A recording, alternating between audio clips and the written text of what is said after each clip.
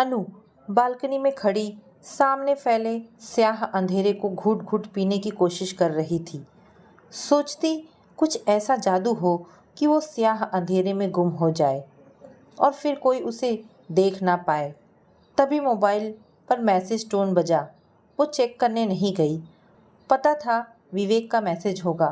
पढ़ लिया ना मेरा मैसेज, अब ज़रा मुस्कुरा दो। विवेक का पहला मैसेज पढ़ने के बाद ही बालकनी में आई थी और पता था वो दूसरा मैसेज यही भेजेगा। विवेक उसके ऑफिस में हाल ही में आया है, पर अक्सर टूर पर रहता है, पूरे देश में घूमता रहता और जहाँ भी जाता है वहाँ से उसे मैसेज ज़रूर करता है। कुछ खास नहीं, बस उसकी खिड़की से जो भी नज़ारा उसे दिखता है वो लिख भेजता है। कभी लिखता, बर्फीली चोटियों पर चांद की किरणें ऐसे पड़ रही हैं कि सब कुछ नीले रंग में नहा उठा है, काश तुम देख पाती।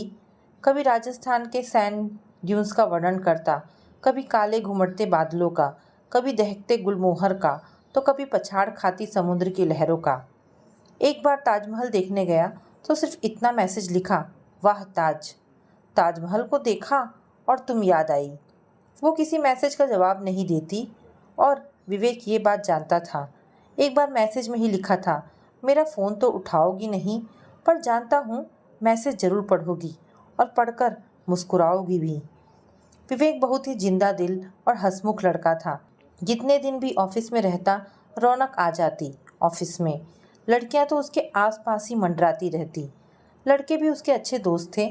अक्सर शाम उन सबका किसी पार्टी का प्लान बन जाता। वो हमेशा की तरह बस अपने काम से काम रखती और फिर ऑफिस के बाद सीधा घर। शुरू में सबने उसे भी शामिल करने की कोशिश की थी, पर हर बार उसकी ना सुनकर उसे अपने हाल पर छोड़ दिया था। विवेक ने भी हर संभव कोशिश की, साथ चाय कॉफ़ी लंच का आग्रह, उसे घर छोड़ देने की पेशकश, पर हर बार वो सिर्फ हल्का सा मुस्कुराकर सर हिलाकर ना कर देती। एक बार विवेक ने उसे कह ही दिया, आपको पता है आपने अपने चारों तरफ एक दीवार उठा रखी है, पर यह दीवार दूसरों को बाहर रखने से ज़्यादा आपको अंदर बंद रखेगी। बहुत घुटन होगी। एक छोटी सी खिड़की तो खोलिए, थोड़ी ताज़ी हवा आने दीजिए। आपकी बातें मेरी बिल्कुल समझ में नहीं आ रही। ये काम निपटा लूँ ज़रा, कब से पेंडिंग पड़ा है। और अनु ने कंप्यूटर स्क्रीन पर नज़रें गड़ा दी। कोई बात नहीं, हम भी छेनी हथौड़ा लेकर इस दीवार को गिरा कर ही रहेंगे। उसकी तरफ एक मुस्कुराहट उछालता विवेक चला गया वहाँ से। वो बेतरह डर गई। अगर विवेक ज़्यादा से ज़्यादा टूर पर नहीं होता तब शायद वो रिज़ाइन ही कर देती। अब किसी के करीब जाने या किसी को अपने करीब आने देने की हिम्मत नहीं बची थी उसमें। दो दो बार धोखा खाकर उसका दिल छलनी हो चुका था। राहुल अनु की बिल्डिंग में रहता था और उसके ही स्कूल में था। कब साथ खेलते पढ़ते उनके बीच प्रेम का अंकुर फूटा, एहसास भी नहीं हुआ। पर धीरे धीरे वो अंकुर एक पौधे का रूप ले चुका था और उसमें फूल खिलाए थे, जिसकी खुशबू पूरी बिल्डिंग में फैल गई थी। सबको पता चल गया था। बात अनु के माता पिता तक भी पहुंची, लेकिन अनु की शादी को लेकर उसके माता पिता ने बड़े बड़े ख्वाब बुन रखे। लंबे बालों वाला, कलाई में ब्रेसलेट पहने, हाथों पर टैटू बनवाए, म्यूज़िक को ही अपनी ज़िंदगी समझने वाला राहुल कहीं से भी उन सपनों पर खरा नहीं उतरता था। अनु ने हिम्मत दिखाई, राहुल के साथ भाग जाने को भी तैयार थी, पर राहुल ने ही कदम खींच लिए। उल्टा उसे समझाने लगा, हम कहाँ रहेंगे, कैसे घर चलाएंगे, मेरे कैरियर का क्या होगा। अनु ने कहा भी, वो नौकरी कर लेगी, राहुल आराम से अपना कैरियर बना सकता है।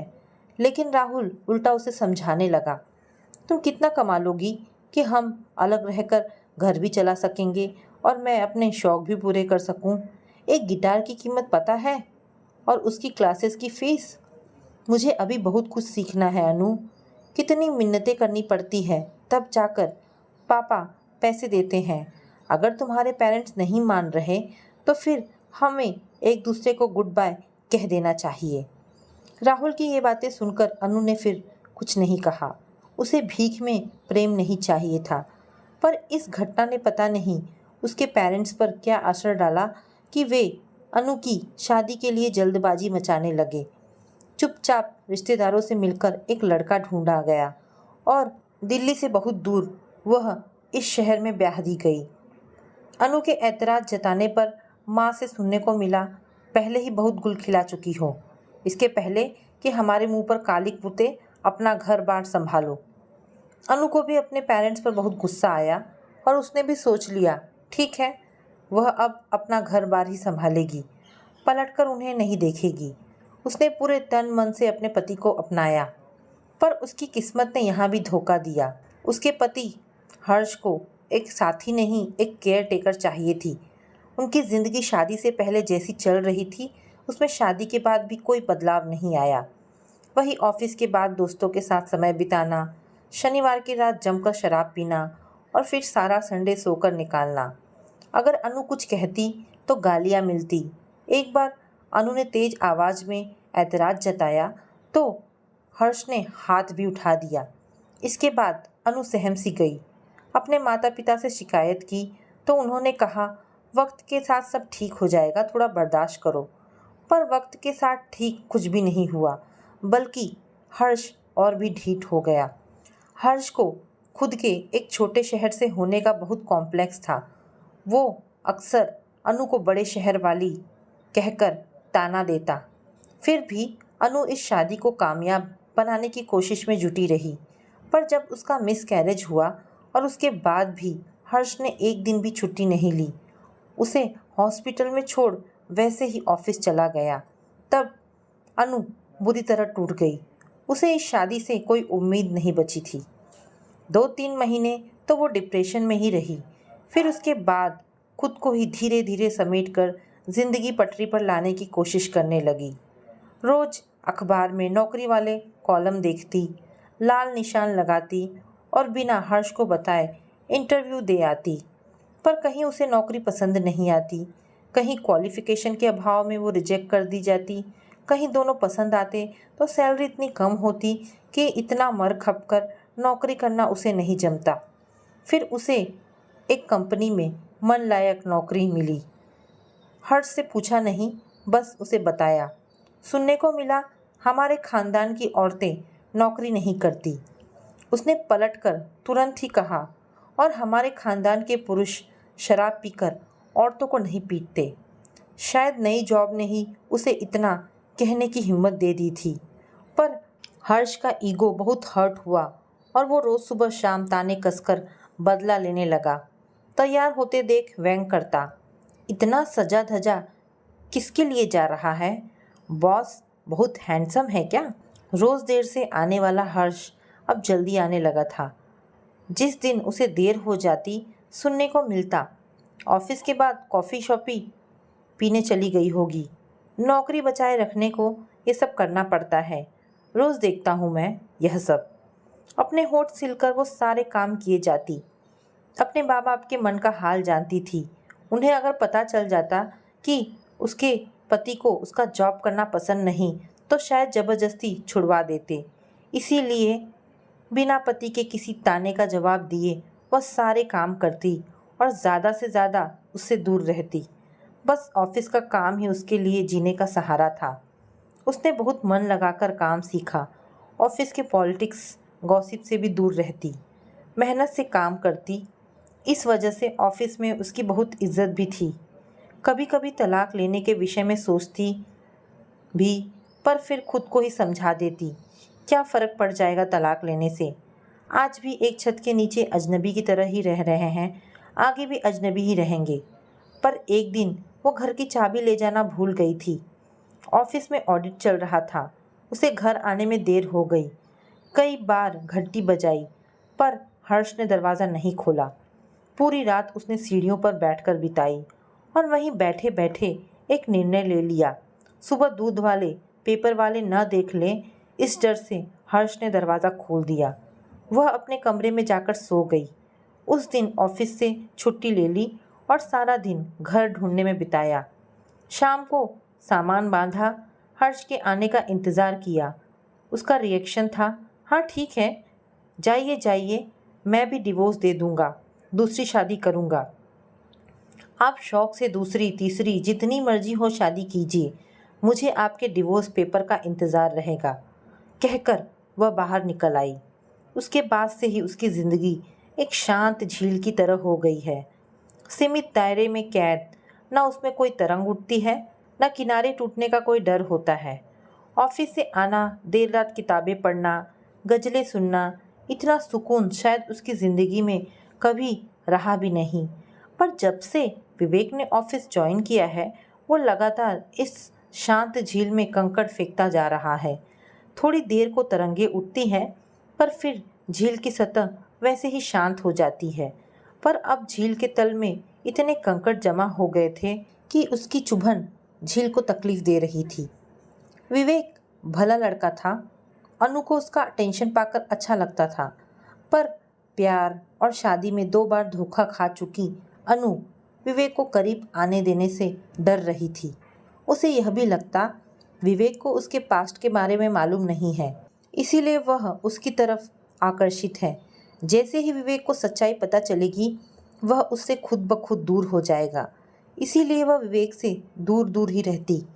पर विवेक के बार बार आते एसएमएस ने उसे उलझन में डाल दिया था और उसने विवेक से मिलकर उसे सब कुछ साफ साफ बता देने का फैसला किया। उसे विश्वास था विवेक को उसके बारे में कुछ भी पता नहीं। अगर वो अपना सारा पास्ट उसे बता देगी तो वो बात समझ जाएगा और फिर उससे दूर हो जाएगा। कुल जमा अपनी 25 साल की ज़िंदगी में अनु ने इतना कुछ देख लिया था कि उसे अब अपनी ज़िंदगी में और उथल पुथल गवारा नहीं था। उसने विवेक को मैसेज किया, कब वापस आ रहे हो टूर से? वाओ, कांट बिलीव तुम पूछ रही हो। बस अभी एयरपोर्ट की तरफ निकलता हूँ, सुबह तक कोई ना कोई फ़्लाइट मिल ही जाएगी और फिर 1.5 घंटे में आपके सामने हाजिर। मजाक छोड़ो, सच बताओ। अनु ने फिर से मैसेज किया। माय गॉड, सच कह रहा हूँ। ठीक है, मैं कल ऑफिस में पता कर लूँगी। और इस बार विवेक ने मैसेज की जगह कॉल ही किया। थोड़ी देर फ़ोन घूरती रही अनु, फिर उठाकर जैसे ही हेलो कहा, विवेक का चिंता भरा स्वर सुनाई दिया। क्या बात है अनु, कुछ परेशानी है? मैं मजाक नहीं कर रहा, सच में कल आ सकता हूँ। दिल भर आया अनु का। थोड़ा रुककर बोली कि कहीं आवाज़ का कंपन पता न चल जाए। कोई परेशानी नहीं बाबा, बस ऐसे ही कुछ बात करनी है। आज तो मेरे सितारे खुल गए। तुम्हें मुझसे बात करनी है? जो सामने देखकर भी मुंह घुमा लेती है, आज उसे मुझसे बात करनी है? ओ, सचमुच यकीन हुआ खुदा है इस जहां में, वरना मेरी दुआ कैसे कबूल हो जाती। अब ये डायलॉग बाजी बंद करो, तुम्हारे आने के बाद कॉफ़ी पर मिलते हैं। चलो गुड नाइट। अरे इतनी जल्दी क्या गुड नाइट, अभी तो बात की शुरुआत है, फिर मुलाकात होगी और फिर मैं सोने जा रही हूँ। Good night. मैं परसों आ रहा हूँ अनु, सीधा ऑफिस ही आऊँगा, उसके बाद मिलते हैं। Good night and you please take care. Bye. इस बार विवेक का स्वर गंभीर था। You to, bye. अनु ने फ़ोन रख दिया, पर अब आंखों में नींद कहाँ थी। पहली बार विवेक से इस तरह खुलकर बात हुई थी और दोनों ही अपने आप तुम पर आ गए थे। शायद उसके लगातार आते मैसेज ने आप वाली अजनबीयत हटा दी थी। देर रात तक ताने बाने बुनती रही कि कैसे बात की शुरुआत करेगी, क्या क्या बताएगी, विवेक का क्या रिएक्शन होगा। विवेक दोपहर बाद ऑफिस में आया। बाल बिखरे हुए थे, चेहरे पर थोड़ी परेशानी की लकीरें दिख रही थी। अब वे सचमुच थी या अनु की कल्पना कहना मुश्किल था। दूर से ही उसकी तरफ बड़ी गहरी नज़रों से देखते हुए बहुत ही अपनेपन से मुस्कुरा दिया, लेकिन उसकी डेस्क के पास नहीं आया। शायद उसकी असहजता भांप रहा था। 6 बजे के करीब उसके पास आकर धीरे से बोला, कहीं इरादा बदल तो नहीं दिया? उसने भी मुस्कुराकर सिर हिलाकर न कह दिया। फिर कहाँ चले कॉफ़ी के लिए? वो पास वाला कॉफ़ी शॉप है ना, ऑफिस से ज़्यादा दूर भी नहीं। दूर के लिए कोई बात नहीं, कार लेकर आया हूँ। अब इतनी मुश्किल से मौका मिला है, जितनी देर का साथ मिल जाए घर भी छोड़ दूँगा, इसी बहाने घर भी देख लूँगा। फिर तो जब मन हुआ डोरबेल बजाई जा सकती है। सराफत से मुस्कुराया विवेक। अनु ने त्योरियां चढ़ाई, तो हंस दिया। मजाक था बाबा, समझा करो। अब सब समेटो, मैं बाहर इंतजार कर रहा हूँ। विवेक के जाने के बाद अनु सोचती रह गई। पहली बार ऐसे भरपूर नजर डाली थी विवेक के चेहरे पर। सचमुच दिलकश है मुस्कान उसकी, इसीलिए लड़कियां मरी जाती हैं। फिर कंधे उचका दिए। उसे क्या, आज तो उसे सब बता देगी। फिर सच जानकर विवेक खुद ही उससे 100 फीट की दूरी रखेगा। विवेक कार में वेट कर रहा था। गजल बज रही थी। बात निकलेगी तो फिर दूर तक जाएगी। अनु कहने वाली थी, मेरी फेवरेट गजल है यह। फिर खुद को ही झिड़क दिया। वह दोस्ती बढ़ाने नहीं, ख़त्म करने आई थी। फिर एक ठंडी सांस भी ली। अब बात दूर तलक क्या जाएगी, हमेशा हमेशा के लिए ख़त्म हो जाएगी। विवेक ड्राइव करते हुए चुप सा था। शायद उसके भी मन में चल रहा था, क्या कहने वाली है वह। रास्ते में बस ट्रैफिक, मौसम की बातें होती रही। जब कॉफ़ी शॉप निकल गया तो अनु ने उसकी तरफ देखा। विवेक ने सड़क पर नज़रें जमाए हुए कहा, यहाँ बहुत भीड़ होती है, आगे चलते हैं ना, सुकून से 2 पल बैठेंगे। अच्छी जगह चुनी थी विवेक ने। बड़े बड़े आरामदायक चेयर्स थे, हल्की सी रोशनी थी और लोग भी बहुत ज़्यादा नहीं। वो भी पैर फैलाकर रिलैक्स होकर बैठी थी। बस बात कैसे शुरू करे यही सोच रही थी। विवेक ने मेन्यू कार्ड पर नज़र घुमाते हुए पूछा, क्या लोगी? बस कॉफ़ी। चिली टोस्ट ट्राई करो, बड़ी अच्छी होती है यहाँ की। कहते कहते उसने चिली टोस्ट और कॉफ़ी ऑर्डर कर दिया था। अनु ने बात जारी रखने को कहा, अक्सर आते हो यहाँ? अब कहाँ वक्त मिलता है, महीनों बाद आया हूँ। कॉलेज के दिनों में अक्सर आता था। गर्लफ्रेंड्स के साथ? उसने छेड़ा। हाँ, गर्लफ्रेंड के साथ। जलन हो रही है? विवेक ने भी हंसकर उसी सुर में जवाब दिया। मुझे क्यों जलन होगी? उसने तेजी से कहा। हाँ, तुम्हें क्यों जलन होगी? ऐसा है ही क्या हमारे बीच? विवेक कुछ गंभीर हो गया था। अनु को सूझा नहीं क्या जवाब दे। अच्छा हुआ उसी वक्त कॉफ़ी आ गई। टोस्ट कुतरते, कॉफ़ी के घूंट भरते दोनों ही चुप थे। विवेक शायद इंतज़ार कर रहा था वो अपनी बात शुरू करे। आखिर अनु ने बात शुरू की। विवेक, तुम्हारे एसएमएस आते हैं, मैं रिप्लाई नहीं करती, मुझे अच्छा नहीं लगता। मुझे भी अच्छा नहीं लगता। विवेक ने कप रखते हुए उसकी आंखों में सीधा देख मुस्कुराते हुए कहा। वो थोड़ी असहज हो गई, लेकिन फिर संभाल लिया खुद को। देखो, इसकी एक वजह है, मैं सिंगल नहीं हूँ। ओह, आई सी। नहीं, मेरा मतलब सिंगल तो हूँ, पर वैसी सिंगल नहीं। Actually I am a divorcee. So? Vivek ने कंधे उचका दिए। तो तुम्हें कोई फ़र्क नहीं पड़ता? उसे अचरज हुआ। क्या फ़र्क पड़ना चाहिए? और ये बात मुझे पता है। विवेक ने कंधे उचका दिए। क्या? वो जैसे आसमान से गिरी। तुम्हें कैसे पता? मैडम, हम लोग इंडियन हैं और हमारा फेवरेट टाइम पास है गॉसिप। याद नहीं, पर किसी ने बहुत पहले ही बताया था। और तुम्हें लगा ये तो अवेलेबल है, इस पर चांस मारा जा सकता है। ये जानकर कि विवेक को ये बात पहले से पता है, अनु को बहुत गुस्सा आ रहा था। व्हाट? विवेक इतने ज़ोर से चौंका कि थोड़ी कॉफ़ी उसके पैंट पर छलक ही गई। हाँ, तुमने यही सोचा, ये तो डिवोर्सी है, अकेली रहती है, इसके साथ टाइम पास किया जा सकता है, रात बिरात मैसेज भेजा जा सकता है। ऑफिस में उसके पीठ पीछे लोग उसकी बातें करते हैं, ये जान उसे बहुत गुस्सा आ रहा था और वो इसका बदला विवेक से ले रही थी। Anu, I am sorry, I am really really sorry. मैं तुम्हें कैसे यकीन दिलाऊं? मैंने ऐसा कभी नहीं सोचा और मुझे भी नहीं पता तुम मुझे इतना अवॉइड करती थी। फिर भी मुझे तुमसे बात करना अच्छा लगता था। पता नहीं तुम्हें देखकर क्यों लगता कि तुम एक शांत झील सी हो, एक सीमित दायरे में कैद, जबकि तुम्हें एक चंचल नदी बनकर बहना चाहिए।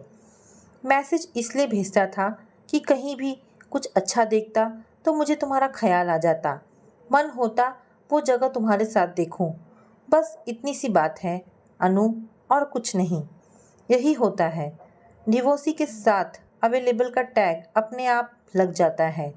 इसीलिए मैं सबसे इतनी दूरी बनाकर रखती हूँ। और देखो, तुम्हें भी मालूम था, फिर भी तुम मेरे करीब आने की कोशिश करते रहे, मुझसे दोस्ती बढ़ाते रहे। अनु की आंखें छलछला आई। विवेक कुछ कहने जा रहा था, पर उसकी भीगी आंखें देख चुप हो गया। कुर्सी से पीठ टिका दी, एक गहरी सांस ली, फिर पूछा, तो तुम क्या चाहती हो? मैं तुमसे दूर रहूं? हाँ, आंखों में जलते हुए आंसू लिए हुए जैसे बच्चों की तरह एक जिद से कहा, ठीक है, डन। अब नो मैसेजेस, नो बातचीत, दूर रहूंगा तुमसे। इतनी बड़ी बात कह दी, बहुत हर्ट किया है मुझे। ऐसा कैसे सोच लिया तुमने? विवेक ने हैरानी से सर हिलाया, क्योंकि यही सच है। वो कड़वी होती जा रही थी। फिर विवेक ने वेटर के बिल लाने का भी इंतज़ार नहीं किया, काउंटर पर जाकर बिल चुकाया, वो भी साथ ही उठाई।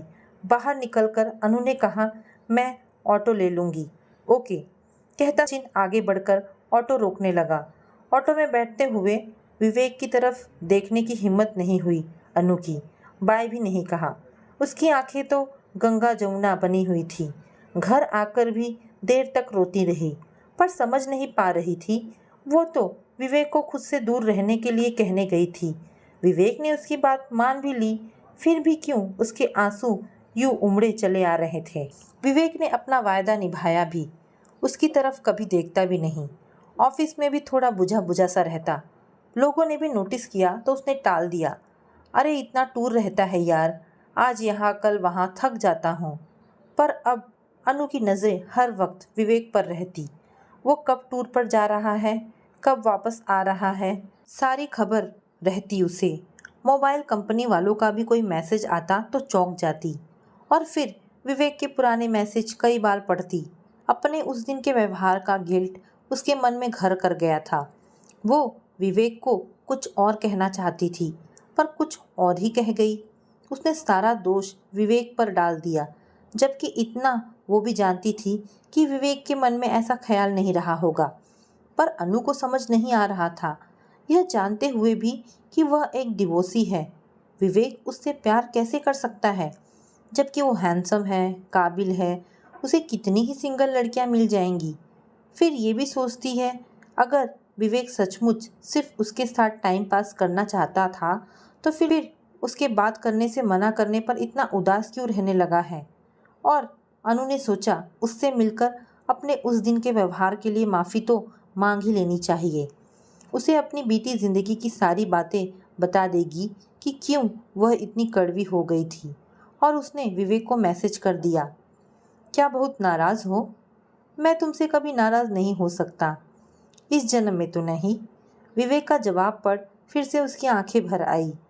कल चले कॉफ़ी पीने? ठीक है, एक स्माइली के साथ विवेक का सादा सा जवाब आया। फिर से कोई मजाक करके वो रिस्क नहीं लेना चाहता था। ऑफिस के बाद विवेक उस दिन की तरह ही कार में उसका वेट कर रहा था, पर आज गाड़ी में कोई गज़ल या गाना नहीं बज रहा था। हल्के से मुस्कुराकर उसने उसके लिए दरवाज़ा खोल दिया। बैठते ही अनु ने कहा, सॉरी, मुझे वो सब नहीं कहना चाहिए था, मैं कुछ ज़्यादा ही भूल गई। कोई बात नहीं, मैं समझता हूँ। विवेक, मुझे तुमसे ढेर सारी बात करनी है, बोलो, आई एम ऑल ईयर्स। ज़रा सा मुस्कुराकर उसकी तरफ देखकर फिर नज़रें सड़क पर जमा दी। छोड़ो, कहीं नहीं जाते हैं, लॉन्ग ड्राइव पर चलो, यही प्राइवेसी है। मैं सब बताती हूँ, ठीक है? इतना बोलने वाले विवेक के दो दो शब्द के जवाब अनु को बड़ी अजीब लग रहे थे, पर वो समझ रही थी वो बहुत हर्ट है और अब कुछ भी बोलकर मुसीबत में नहीं पड़ना चाहता। वो चुन चुन कर सुनसान रास्ते पर धीरे धीरे गाड़ी घुमाता रहा और अनु परत दर परत अपनी ज़िंदगी के गुजरे लम्हे उसके सामने खोलती गई। विवेक ध्यान से सुन रहा था। जब कभी उसकी तकलीफ से बहुत आहत होकर उसकी तरफ देखता तो अनु सामने नज़रें टिका देती। पति से अलग होकर अकेले रहने की बात तक पहुँचते पहुँचते अनु की आवाज़ आंसुओं में डूब चुकी थी। विवेक ने एक किनारे गाड़ी लगाकर अनु का सर अपने कंधे से टिका लिया, आंसुओं से चिपके उसके बाल समेटकर पीछे कर दिए और उसका सर सहलाते हुए बस इतना कहा, भरोसा कर सकती हो तो इतना भरोसा करो मुझ पर। अब इसके बाद एक आंसू नहीं आने दूंगा तुम्हारी आंखों में। बहुत झेल लिया तुमने, अब और नहीं, मेरे होते अब और नहीं। अनु थोड़ी और पास सिमट आई। आज तक सब कुछ उसने अकेले झेला था, सारी लड़ाई अकेले लड़ी थी। अब तक कोई उसकी तकलीफ़ को यूँ अपनी तकलीफ़ समझ दुखी नहीं हुआ था। और अनु ने अपनी आंखें मूंद ली। सब कुछ कहकर उसका मन हल्का हो गया था। सारी कड़वाहट आंसुओं में धुल चुकी थी और अब उसका मन बीते दिनों के गहरे अंधेरे से निकलकर इस निश्चल प्रेम की नरम रोशनी के स्वागत के लिए तैयार था। तो दोस्तों, ये कहानी यहाँ पर समाप्त होती है। आशा करती हूँ आपको ये कहानी ज़रूर पसंद आई होगी।